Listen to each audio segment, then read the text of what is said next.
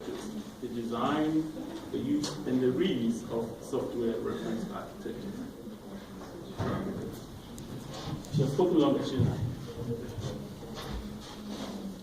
Thank you for introducing me. So I'm going to talk about the artifacts of the software reference architectures. I have done this work with my advisors, Claudia Llana Sayer-France from Universitat Politécnica de Catalunya. And this work has been done with collaboration with the IT consulting firm Everis. So the outline of the presentation is divided in 4 parts. I will start with the introduction.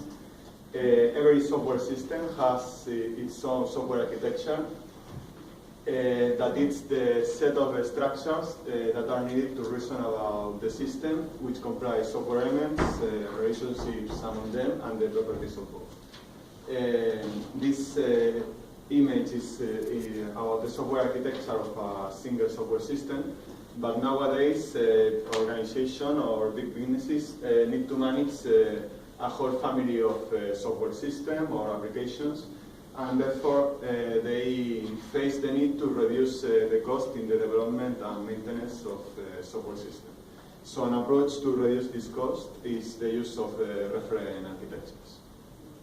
So if we follow the metaphor that a software architecture of a software system is like the architecture of a building, of a house, we are not thinking in a single house, but in a whole city, as city planners.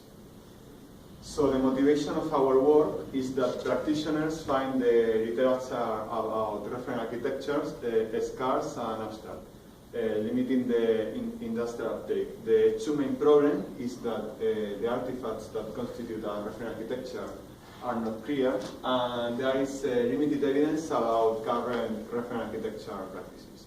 So our goal is to identify the artifacts that compose a reference architecture, and also how such artifacts are being designed, reused, and used.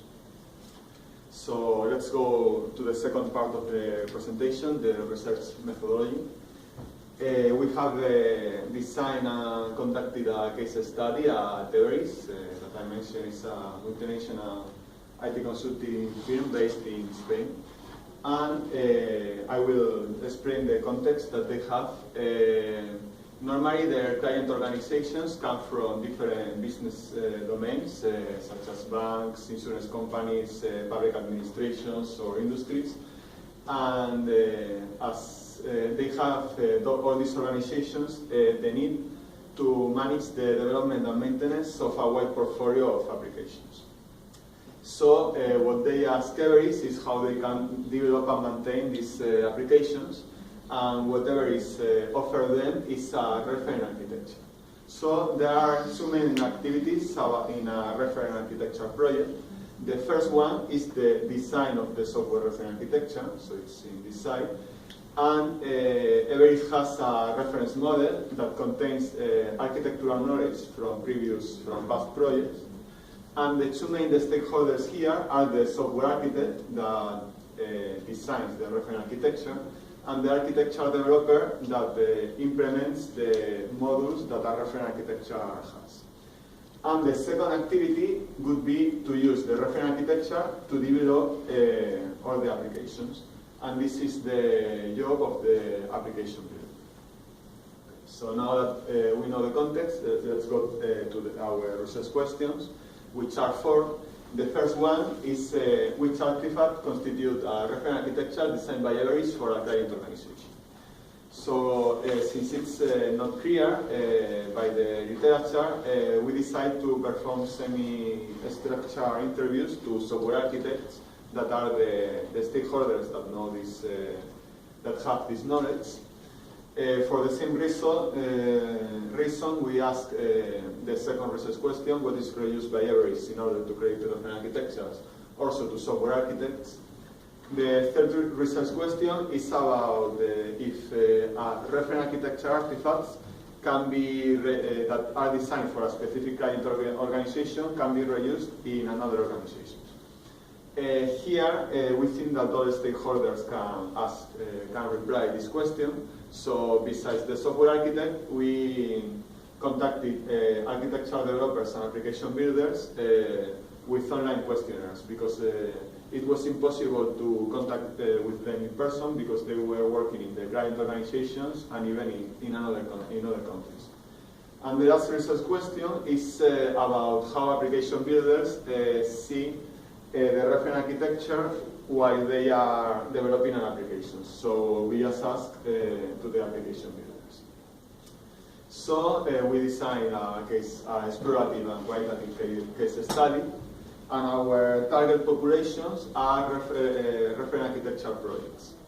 At the end, we selected 9 reference architecture projects based on the feasibility to contact at least with one of the aforementioned roles, and we end up with 28 stakeholders, one software architect for each of the reference architecture projects, one architectural developer for each of the reference architecture projects, and then we couldn't contact one application builder in one project, but we contacted 2 of them in 2 projects, so we end up with 10 application builders.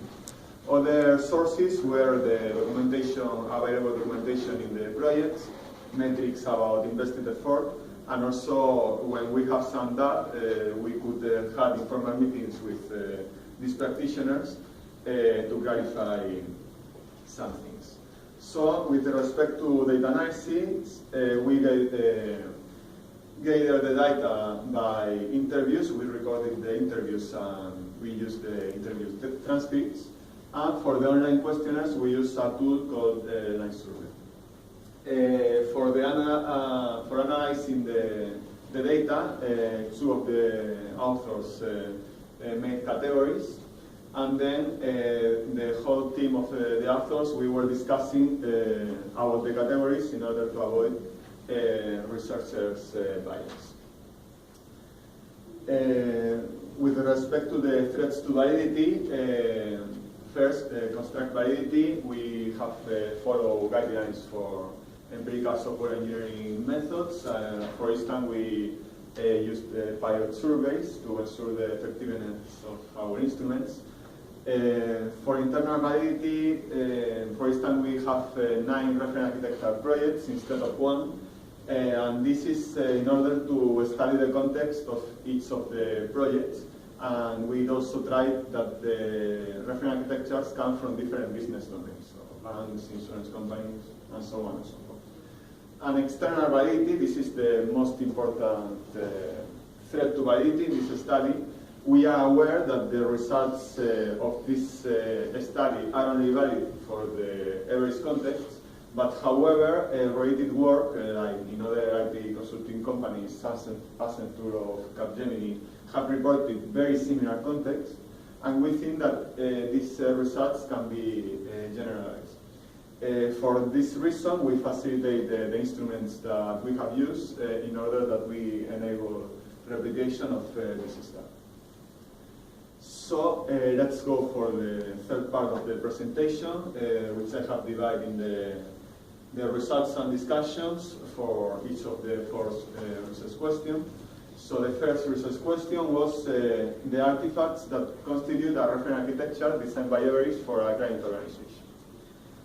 Here we find that there are mainly 3 artifacts. The first one is software elements that it was also reported in the literature that may come as source code or as ready-to-use libraries in a repository. The second one is the guidelines or tools that are support the development of the software system using the software elements. And it can be user manuals for the developers about how they can use the modules of a reference architecture, development tools or plugins to automatize some of the development tasks, and also demo applications or sample instantiations that show how the reference architecture can be used. And last but not least, the documentation, that may be technical documentation that contains the general structure of a software system, or also management documentation with the roadmap about the future models of the reference architecture and so on. So these three artifacts were mentioned previously by some other papers, although not with empirical evidence.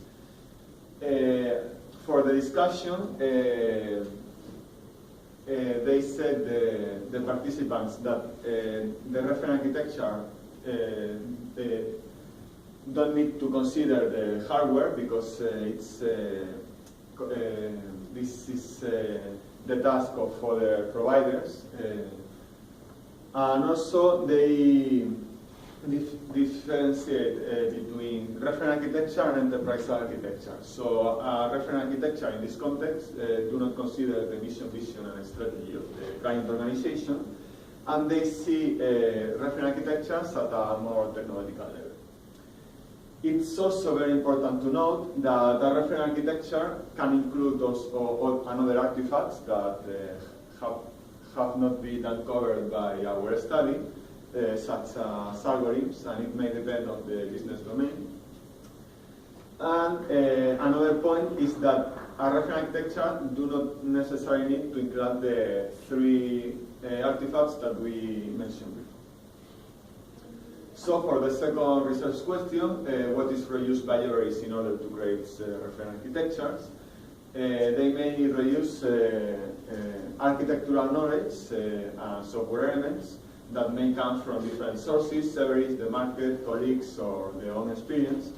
And we saw that only in one project, they didn't reuse any software element. So the common scenario is that a reference architecture is created from existing assets. It doesn't need to be only code. It can be any software asset. And because of this, they have created this reference model that harvests all the architectural knowledge from previous projects. And they are even thinking in creating some platform-oriented technological reference architecture that can be used to create the reference architecture of their clients. Surprising result is that they didn't mention that they were reusing architectural knowledge from their clients. Maybe this is because it's inside the IT consulting context. About the third research question is about if the artifacts of a reference architecture that has been created for a specific organization, a specific business domain, for instance, a bank, can be reused in another different domain, like public administration. So in this study, the practitioners said that there are two types of reference architectures. Ones are platform-oriented, that are those that have a technological domain. So for instance, a reference architecture for service-oriented systems. Another type of reference architecture is the one that is specific to a business domain, for instance, banking. So most of them were platform-oriented, and this can be applicable to other domains, or at some point they can be hybrid and have a solution for a technical problem, but also include some business logic of the client organization. So it's this case that the artifacts of the reference architecture are applicable in other organizations, but they need modifications. And on the other side, there are the ones that the reference architecture is specific for a business domain, that these ones cannot be reused. So platform-oriented reference architectures are potentially reused in many business domains. But however, we see here a confounding factor that it's the longest reference architecture have been used. There is a trend that it include more business logic. So it starts to become more business oriented. Because of this result, we asked them the most important cross-cutting elements, and they mentioned about the most popular models that are being reused in many client organizations, the persistence, security, logging, error management, presentation, and a few more. So the last research question is about the perception that the application builder has about the use of the reference architecture. So there are three main roles that a reference architecture can play. The regulative role, that is when the reference architecture is being used, and also they verify that it's being used properly.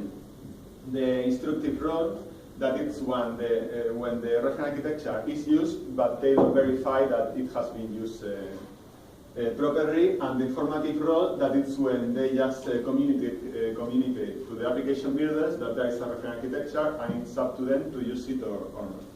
So the most common scenario is the instructive role. So conformance analysis, that is when you verify that the reference architecture is applied, is seldom used in practice. We think that it's because it has more costs.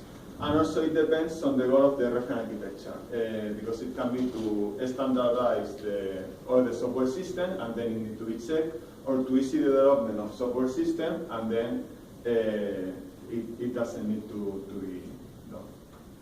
So this was all the results of the study. And to conclude, we consider that it's vital to disseminate more empirical evidence from practitioners in order to help them in the design and use of reference architecture. So thanks for listening. If you have some questions. Thank you. Are there any questions? Questions? I have a question for you, Severio. In research question number 4, I found it strange that only 20% of your participants actually found SRAs restricted. Being application builders, I expected them to have to want a lot more freedom, yet only 20% of them found it restricted. And my question is it a choice of Everis as your vehicle for finding these projects? Did the choice of Everis affect the results that you got? Or would you have got the same results if you'd gone to Capgemini and Accenture?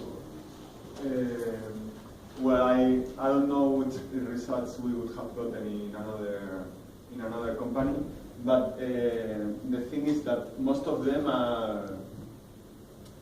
Let's go back to the only in 10% they don't use the reference architecture because it was a public administration and they couldn't force them to use the reference architecture. But this also means that they use the reference architecture.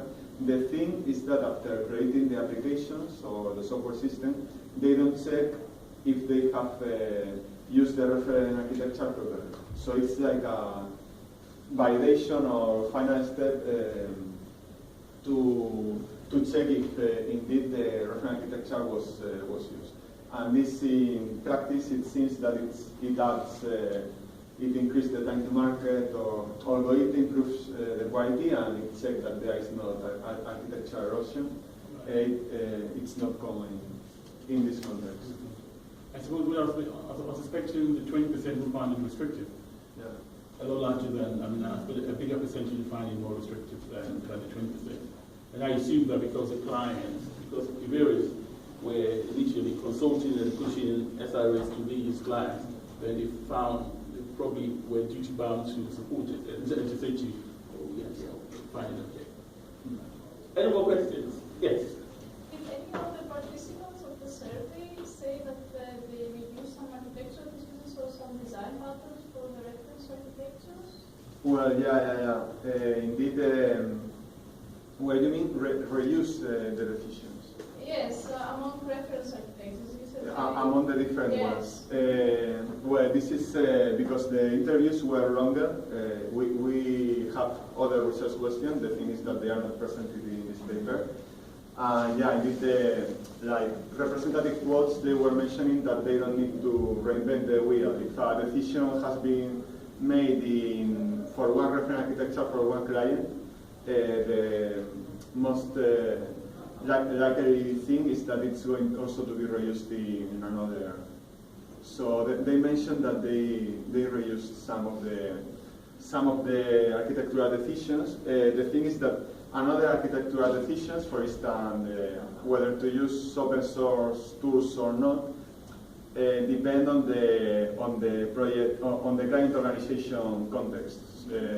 So most of them, for instance, were using open source tools to reduce the budget, the costs. But also in one of the client organizations, they acquired some payment product, and it was the opposite. They wanted them to use this product so that they could justify that they got that product. So this type of architectural decisions are not reused. It depends on the architectural decision. I think that's out of time. Thank you very much for your